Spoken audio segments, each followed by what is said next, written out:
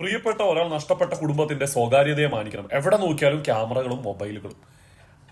ഇതിനോട് പലവട്ടം ചില സമയത്തെങ്കിലും ഇതിനോട് ഒരു അരോചകത്വം തോന്നിയിട്ടുണ്ടെന്നുള്ളത് വാസ്തവം തന്നെയാണ്. പക്ഷേ ഞങ്ങൾ സാധാരണക്കാർക്കൊന്നും ആ പ്രശ്നങ്ങളില്ലല്ലോ.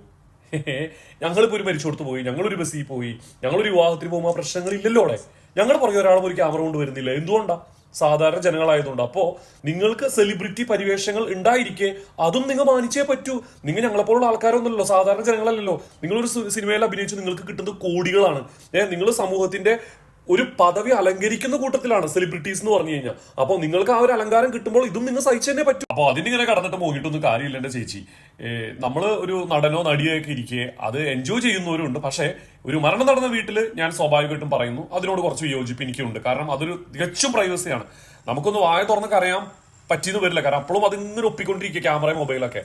പക്ഷെ അതിന്റെ കാരണം ഇത്രയേ ഉള്ളൂ. ഞാൻ പറഞ്ഞ കാരണം അത്ര തന്നെ ഉള്ളൂ അത്.